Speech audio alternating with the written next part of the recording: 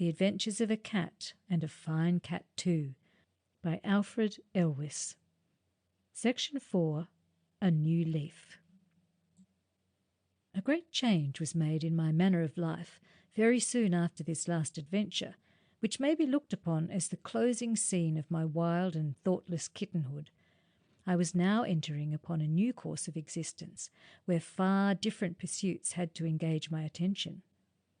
A distant relative of my mother's, who had never been married, a very singular circumstance in our city, and who lived in a house with only 2 servants to keep her company, invited me to spend some time with her, and as she was very clever and accomplished, my mother was most pleased to let me go, as she considered that I might obtain great advantages from her society and conversation.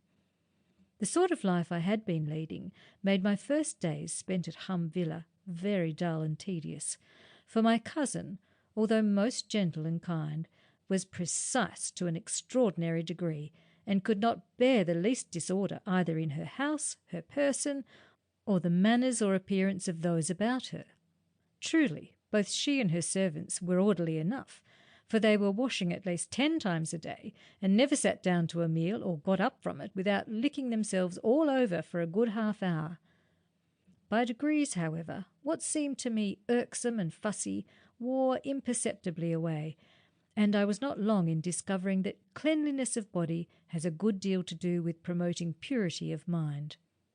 I am certain it was so with myself, for as I got into habits of preciseness and put my tongue to the use for which nature in part designed it, namely the washing and cleansing my person, my thoughts took a very different turn, and after a few months I should have avoided with horror many of those companions with whom I had been formerly so friendly, if they had by any chance been thrown in my way. But this was only one of the changes which my residence with my cousin wrought in me. I had never before met with a cat who had seen so much or who had read so many books as she. Her memory too was so good that she could relate all she had seen and much that she had read, and as she had gone on thinking as well as seeing and reading, her conversation, when I came to know her well, was delightful. She had been into other countries. She had seen places inhabited by animals different to those which lived in Caneville. She had even learned to understand and speak their language.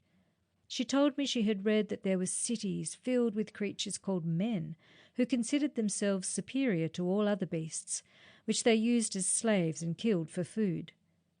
When I asked her if there were any cats living among these creatures, these men, she replied that there were a great many, but that they were looked upon as poor, miserable things, were often badly treated, and at the best were rather tolerated than liked, and never enjoyed the full confidence of their harsh masters. In such discourse we spent a great deal of time. Little by little my views became enlarged, and as she spoke to me of the noble nature of some of the animals she had met with upon her travels, the acts of kindness she had received from them, and the deeds by which many of them had rendered themselves famous, I began to appreciate more justly the position which we cats occupied in the scale of creation. Not that I was desirous of changing my lot for that of any other beast, but I learned to look with more humility upon myself and my tribe, and understood that many things were better managed in other countries, and by other animals, than we managed them in Caneville.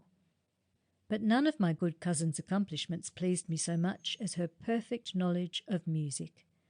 She played several instruments in a charming and graceful manner, and her voice was so sweet that when she sang and accompanied herself on the piano, it was most delightful to hear her. She soon perceived my fondness for the science, and promised, if I were attentive and would follow her instructions, to teach me both to play and sing. No proposal could have been more pleasing to me. I thanked her 100 times, and resolved to use my best efforts to do credit to my preceptress's instructions and make myself mistress of so charming an acquirement. I now began to study in good earnest. Under the guidance of my real friend, I made great progress. I soon learned both to read and write, acquired a slight knowledge of other tongues, and made such proficiency in music as, in the opinion of my cousin, to perform many pieces with as much grace and dexterity as herself. I could sing, too, pretty well, But my voice was still weak and tremulous, and wanted the full tone and power of her own. How happily the days now passed! How thankful did I feel to my cousin, to my good mother, to my fortunate lot, which thus gave me the means of acquiring an education that placed me so far above most of my fellow cats. These thoughts, however, awakened such pride in my bosom that I began to look upon pussies who had not been blessed with the same advantages as myself as beings so inferior that I would scarce deign to look on them. One or two Tommies, who ventured to cast tender looks upon me as I passed through the streets or peeped out of the window, I treated with scorn, and when one, dressed in glossy black, ventured one day to speak to me as I was returning from my mother's house, I was even so rude as not only to set up my back at him, but actually spit in his face. Conduct of this kind is certain to meet with punishment, and my mentioning the circumstance now is a proof that I have no wish to spare myself, and that I heartily regret having ever been guilty of such behaviour. My pride was destined to meet with a severe fall, and sorrow was about to take the place of happiness. I had been about a year residing with my cousin, when our city was visited with a terrible malady which destroyed many of the inhabitants. It commenced in the low and dirty parts of the town, where the poor curs and mongrels lived, in those miserable huts unfit for any dog, but which poverty obliged many of them to dwell in.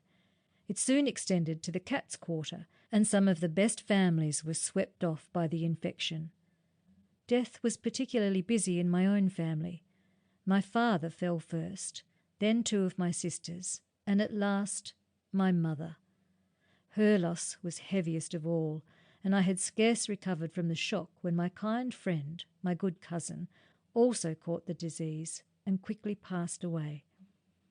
One would have thought that these various calamities, coming so quickly upon each other, would have destroyed me at once, or would have so far affected me as to kill me by degrees. The very greatest of them, however, seemed to produce a contrary effect, and I, who would sometimes mourn for days over a trifling misfortune, found myself sad indeed, but calm under these heavy losses. The disease passed away, and when I was sufficiently recovered to examine my position, I saw myself mistress of a fine house, left me by my poor cousin, with all her books, papers, musical instruments, and other things too numerous to mention. It was on looking over the store of articles which I became thus unexpectedly possessed of, that I discovered a bundle of letters written in a bold, cat-like style. Although the ink had become pale with time and many parts were torn into holes, I yet managed to make out their contents and learned that they had been written to my cousin in her youth by some cat of noble birth, who had wished to marry her, but whose attentions she had for some reason refused. Perhaps she had regretted it afterwards, and for that reason had always lived alone.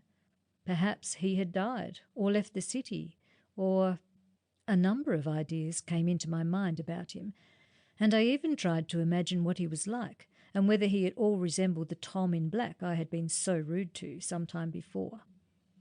I then began to consider what I should do with the packet, when I reflected that my cousin had never mentioned the subject, or even the name of her correspondent. I thought the only plan was to be equally silent, and in order to avoid the remarks of others, put the letters in the fire. For although I had read them myself, I felt quite persuaded she had no wish that they should be generally known. My resolution was soon taken, and casting the papers one by one into the flames, I watched them slowly burn until there was a little black heap of ashes on the hearth. The last letter was in my paw. I tore it in halves and threw the first sheet onto the pile. The second was just going the same way, when my eye caught sight of two verses of a song, which I had not observed till then. I stopped and read them through. They were stanzas I had sometimes heard my cousin sing, and although I do not think so much of them now as I did at the time, I preserved them from the flames, and now insert them here in memory of so kind and gentle a cat. With others I may frisk and play, with others I may talk and sing, with others pass the livelong day, and find time flies with rapid wing. A friend I seek not to deceive, I may perchance to others be.